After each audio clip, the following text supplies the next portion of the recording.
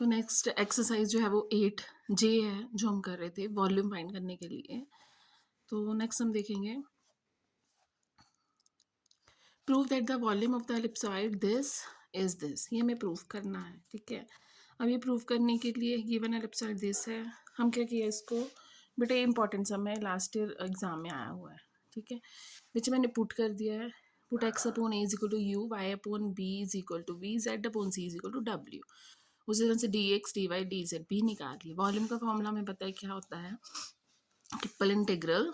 अभी क्या आ गया देखो, होता क्या है फॉर्मूला, dx dy dz है ना, तो उसके साथ अब क्या आ गया, ए बी सी भी आ गया, क्योंकि ये हमने सब्स्टिट्यूशन की है ना, इसलिए यहाँ पे ए बी सी आ गया है, a b c d u d v d डब्ल्यू, क्योंकि अब ये पूरा सम जो है वो यू वी डब्ल्यू में हो गया कन्वर्ट, इसलिए d u d v d डब्ल्यू ए बी सी को। और इक्वेशन ऑफ स्फीयर, अब ये जो बन गई पुट करने के बाद, u square plus v square plus डब्ल्यू स्केयर इज इक्वल टू 1, ये किसकी इक्वेशन है, इक्वेशन ऑफ स्फीयर है, ठीक है।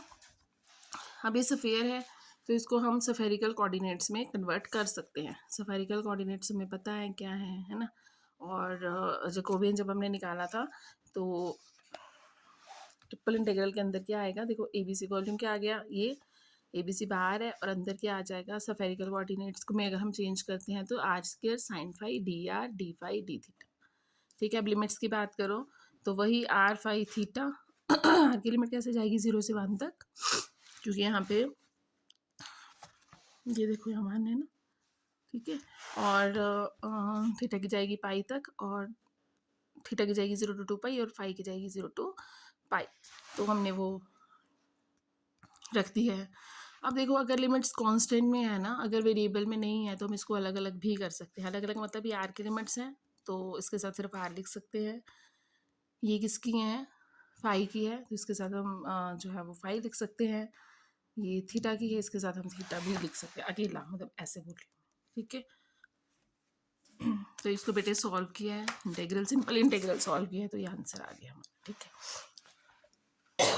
नेक्स्ट हम देखो, नेक्स्ट क्या है, find the volume of the cylinder with base radius r and height h।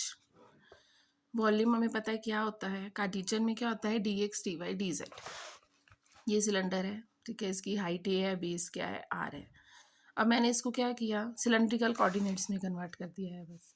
Cylindrical coordinates क्या होते हैं, आर थीटा जेड, इसमें जो आर है वो रेडियस आर ही है ना, और थीटा जो है वो 2 पाई है, और एच क्या है, एच सॉरी यहाँ पे आएगा जेड और यहाँ पे आएगा एच, ठीक है। जेड क्या है यहाँ पे, एच, हाइट क्या है, एच, समझ गए। अभी इसको भी हम अलग अलग कर सकते हैं, देखो अलग अलग कर दिए इसको, अब इसको हमने क्या किया, इंटीग्रल कर दिया सिंपल, और ये हमारा आंसर, ठीक है जी। नेक्स्ट हम देखिए, अब ये सम देखो, अब कहता है prove that the volume enclosed by the cylinders, 2 cylinder से इनक्लोज्ड है एक वॉल्यूम, ठीक है। तो उसके लिए क्या करना है, देखो दो दो हमें दिए ना इक्वेशंस, हमने इनमें से लिमिट्स निकालनी है, ओके। कैसे, जैसे आपको सिखाया था कि x को कांस्टेंट में लो, y को इन terms of x low, z को इन terms of x and y लो। पहली इक्वेशन को पकड़ो, ठीक है, यहाँ से मैंने y की लिमिट निकाल ली, ये आ गई। एक इक्वेशन z की दी है ना, वहाँ से z की लिमिट आ गई, ठीक है। अब किसकी बची, x की बची, तो इस इक्वेशन में से ही हम x की लिमिट निकाल सकते हैं ना, y को 0 रखो तो x की लिमिट आ जाएगी,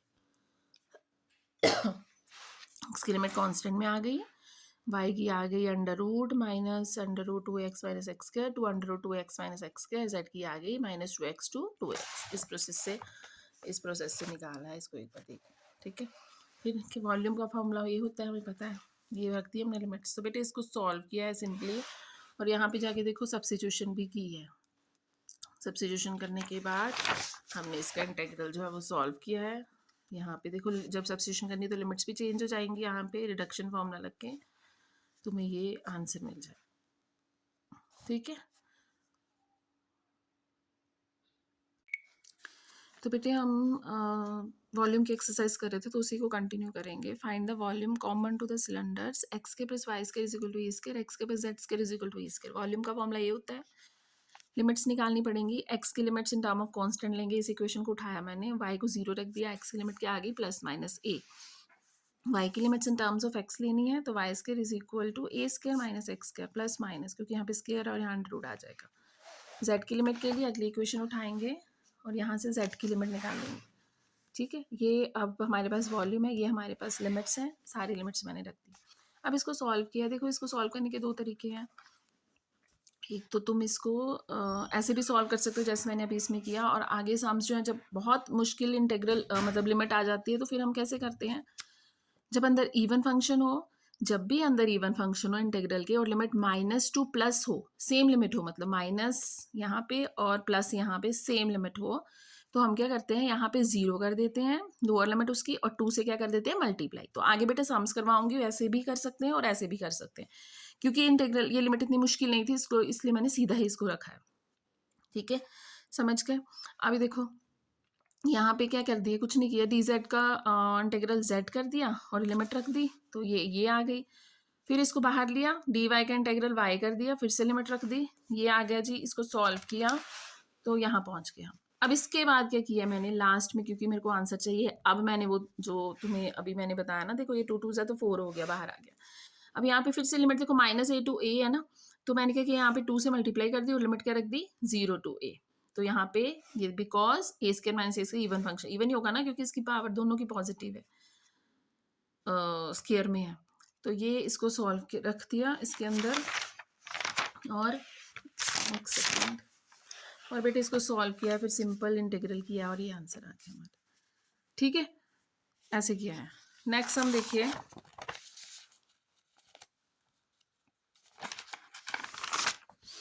नेक्स्ट सम है, find the volume of the region inside this above z is equal to 0 and below this. तो ऐसे देखो जैसे तुम्हें सम्स करवा रही हूँ ना, इससे कि सेम एक एक सम और है तो उसको भी देख लेना। Find the volume of the region inside this above z is equal to 0 and below x plus z is equal to 4। Volume पता है हमें, लिमिट्स निकालेंगे वैसे ही जैसे अभी लास्ट सम में निकाली। x की लिमिट क्या आएगी -3 to 3, y की limit in terms of x निकाल दी, और z की लिमिट यहाँ से आएगी कितनी, z की क्या आएगी 4 - x। ठीक है, तो ये देखो ये मैंने लिमिट्स बता दी यहाँ पे कैसे निकालनी, तो ये आगे लगा दिया हमने इसका क्या बोलते हैं इसको, लिमिट्स रख दी बेटा, और सिंपल इसका इंटीग्रल जो है वो देखो सॉल्व किया है। अच्छा यहाँ पे देखो इसको सॉल्व करने के बाद यहाँ पे जब मैं पहुँच गई तो यहाँ पे मैंने क्या किया, इसको 0 रख दिया। इसको 0 क्यों रखा, क्योंकि जब -a टू a लिमिट हो तो यहाँ पे देखो x है ना, तो ये एक even function sorry odd function है, तो ऑड फंक्शन का इंटीग्रल क्या आता है 0। इवन हो अगर फंक्शन अंदर तो उसमें हम क्या करते हैं, नीचे लोअर लिमिट को 0 करके 2 से मल्टीप्लाई कर देते हैं। देखो यहाँ पे ये इवन फंक्शन था, यहाँ पे मैंने क्या किया, लोअर लिमिट 0 रखी, 2 से मल्टीप्लाई कर दी, ये ऑड फंक्शन है इसलिए यहाँ पे इस पूरे इंटीग्रल का आंसर क्या आ जाना है 0 आ जाना। ये ध्यान से करना ये वाला स्टेप, ठीक है, क्योंकि ये ऑड फंक्शन है इसलिए इसका पूरे इंटीग्रल का आंसर क्या आ गया 0। ऑड फंक्शन होना चाहिए, लिमिट -a टू a होनी चाहिए, और अगर इवन फंक्शन हो अंदर लिमिट -a टू a हो तो 2 से मल्टीप्लाई होती है और लोअर लिमिट 0 हो जाती है। ठीक है, अगर ऑड हो तो पूरे इंटीग्रल का आंसर कितना आ जाता है 0 आ जाता है। समझ गए। बस फिर इसको बेटे यहाँ फॉर्मूला लगा दिया है, ये हमारे पास फॉर्मूला है ना ए स्क्वायर माइनस एक्स स्क्वायर का, तो ये फॉर्मूला रख दिया है और ये हमारे पास आंसर आ गया। ठीक है, नेक्स्ट सम देखेंगे, ये इंपॉर्टेंट सम है और लास्ट सम है। Find the volume of the right circular cone. Cone की बात हो रही है तो बेटा देखो मैंने एक यहाँ पे कोन ड्रॉ कर लिया, कहता है विद बेस रेडियस आर, ये आर है, and height H bye triple integration से हमें इसको सॉल्व करना है। ये हाइट है, अब ये तुम्हें पता है ये 3D में क्या होता है, एक्स एक्सिस है, ये वाई एक्सिस है, और ये क्या हमारा जेड एक्सिस है। ठीक है, अब ध्यान से करना है इस सम को। हमने क्या किया, let O B is equal to R, O B मतलब ये O B is equal to R, और ए ओ क्या है एच है। यहाँ पे मैंने कोई पॉइंट ले लिया P, P x y z be any point on A B. Let M क्या होगा फिर बताओ, अगर ये पॉइंट जेड एक्सिस पे है तो इसके कोऑर्डिनेट्स क्या होंगे 0 0 1 होंगे ना। इसको मैंने ज्वाइन कर लिया और इसे एक और सर्कल ड्रॉ कर दिया, कोन के अंदर एक सर्कल ड्रॉ कर दिया, ये आ गया। अब देखो एमपी, एमपी ये क्या है, ये क्या है स्मॉल आर, और इसको मैंने लेट करनी है कैपिटल आर। ठीक है, let M B is equal to capital R, और एम ओ क्या है, एम ओ ये पूरी जो है ना ये क्या है एच, और ये एमओ को मैंने लेट कर लिया small set, MO is equal to small set, ठीक है। अब अगर मैं तुम्हें बोलूँ ए एम निकाल लो, सिर्फ ए एम निकाल लो, तो ए एम क्या होगी, ये पूरी में से ये माइनस हो जाएगी ना, तो देखो A M is equal to, A M निकालनी है ना ए एम, तो वो किसके इक्वल होगी, ए ओ माइनस एम ओ, है ना। तो यही लिखा मैंने, देखो ए ओ क्या चीज़ है, ए ओ मतलब ये पूरी हाइट एच, और एम ओ क्या चीज़ है, एम ओ अभी हमने लेट किया स्मॉल सेट, तो ये आ गया h minus eight, a m आ गया एच माइनस एट। अब देखो इसे क्यों कर रहे हैं, अब इसमें से देखो दो दो ट्राइंगल्स बन रही हैं, कौन कौन सी, ये ट्राइंगल ए ओ बी एक ट्राइंगल, और एक ट्राइंगल ए एम पी, ये दोनों ट्राइंगल्स जो है सिमिलर ट्राइंगल्स है, तुमने पढ़ा है सिमिलर ट्राइंगल्स क्या होती हैं, दोनों ट्राइंगल्स सिमिलर ट्राइंगल्स हैं। अगर सिमिलर ट्राइंगल्स हैं तो उनकी साइड्स की रेशो जो है वो प्रोपोर्शन में होगी, तो अगर ये सिमिलर ट्राइंगल्स हैं तो क्या आ जाएगा, a o upon a M is equal to o b upon m p, ठीक है। और इन सब की वैल्यूज हमारे पास हैं, तो ये सब की वैल्यूज रख दी मैंने, यहाँ से कैपिटल आर की वैल्यू तुमने निकाल लेनी, ये आ गया कैपिटल आर, ठीक है। उसके बाद equation of circle inside the cone, cone के अंदर जो सर्कल है उसकी इक्वेशन क्या है, एक्स के plus y square is equal to R set, capital R क्यों, क्योंकि हमने एम पी को जो है वो कैपिटल आर जो है वो डिनोट किया था, ठीक है। इक्वेशन ऑफ सर्कल क्या आ जाएगी, एक्स के plus y square is equal to R square, और आर स्क्वायर की वैल्यू ये कैपिटल आर की वैल्यू तुमने निकाली, तो आर स्क्वायर की वैल्यू ये आ गई, ठीक है। यहाँ तक बेटा ये थोड़ा तुम्हें ऊपर वाला पोर्शन इसका करना पड़ेगा, फिर आगे तो कुछ भी नहीं है। अभी देखो यही इक्वेशन से हमने सारी लिमिट्स बनानी है अब इसकी, ठीक है। अब लिमिट्स की बात हम करेंगे, ये हमारे पास इक्वेशन आ गई ना। अब लिमिट्स के लिए, लिमिट्स एक्स के लिए हमें क्या करेंगे, वाई को जीरो रख देंगे, क्योंकि लिमिट्स के एक्स की लिमिट हम कांस्टेंट में ही निकालेंगे, ये आ गई एक्स की लिमिट, ठीक है।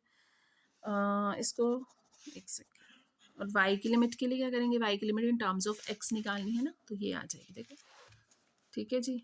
अब वाई की क्या आएगी, प्लस माइनस है सबका अंडर रूट, और जेड की लिमिट तुम्हें पता है, जेड की लिमिट 0 टू एच है, हाइट एच है ना और जेड एच है, तो जेड की लिमिट क्या है 0 टू एच। अब हमारे पास जो इंटेग्रल बनेगा वो ये बनेगा, जिसमें ज़्यादा वेरिएबल है उसको हम पहले रखेंगे, फिर ये लिमिट किसकी है, ये लिमिट है जी वाई की, ये लिमिट है एक्स की, और ये लिमिट है जेड की।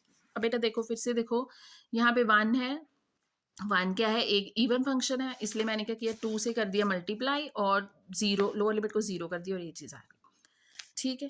अब इसका करूँगी मैं इंटेग्रल y1 का, तो आ गया y, अब मैंने क्या किया, y की लोअर लिमिट तो 0 ही होगी, अपर लिमिट रख दी, ठीक है यहाँ तक। अब यहाँ पे फिर से देखो क्या किया मैंने, क्योंकि ये जो है ये सारा कुछ अंदर स्केयर में है ना, तो ये फिर से इवन फंक्शन हो गया, फिर से मैंने क्या किया, यहाँ पे 2 को मल्टीप्लाई की और लोअर लिमिट 0 कर दी, और चीज़ बन गई, बिकॉज ये क्या है इवन फंक्शन। अब ये चीज़ आ गई। अब यहाँ पे मैंने इसको सीधा करके थोड़ा लिख लिया ठीक करके, क्योंकि मेरे को यहाँ पे फॉर्मूला लगाना है, कौन सा, integral under root a square minus x square, तो मैंने इसको ऐसे लिख सकती हूँ R by H minus H पूरे का whole square minus x square d x d z, ठीक है। तो यहाँ पे फॉर्मूला लगाऊंगी a square minus x square का, ये फॉर्मूला होता है, ए की जगह पे क्या है पूरी टर्म, एक्स की जगह पे एक्स ही है, ठीक है जी। तो इंटीग्रल का ये फॉर्मूला है, मतलब इंटीग्रल सॉल्व हो जाएगा और लिमिट लगेगी, ये देखो ये पूरा फॉर्मूला रख दिया, और इंटीग्रल सॉरी लिमिट।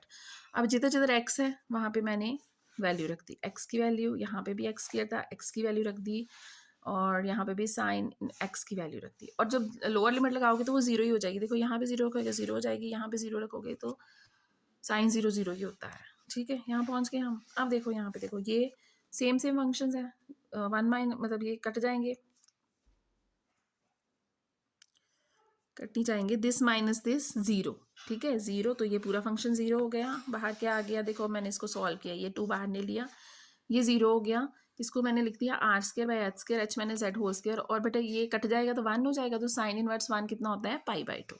अब इसमें से मैंने पाई को भी बाहर ले लिया, और ये 2 पहले से ही बाहर था, एक 2 और बाहर आ गया, तो हो गया 4, अंदर सिर्फ ये रह गया। उसके बाद R square by H square को बाहर ले लिया, इसका इंटेग्रल करेंगे अब हम, क्योंकि विद रिस्पेक्ट टू जेड करना है ना, ये चीज़ आगे साथ में -1 भी लगेगा, क्योंकि z के साथ माइनस है, ठीक है, साथ में -1 भी आएगा 0 टू h। अब फिर से -3 को बाहर ले लिया मैंने, और यहाँ लिमिट लगा दी z की जगह पे h, ये 0 हो गया, ये क्या आ गया -h³। तो बेटा इसको जब सॉल्व करोगे तो कितना आ जाएगा 1/3 पाई आर स्क्वायर h, यही वॉल्यूम ऑफ कोन होता है, लेकिन हमने इसको विद ट्रिपल इंटीग्रेशन से सॉल्व किया है। तो ये तुम्हारी एक्सरसाइज खत्म हो गई बेटा, इसकी प्रैक्टिस करो।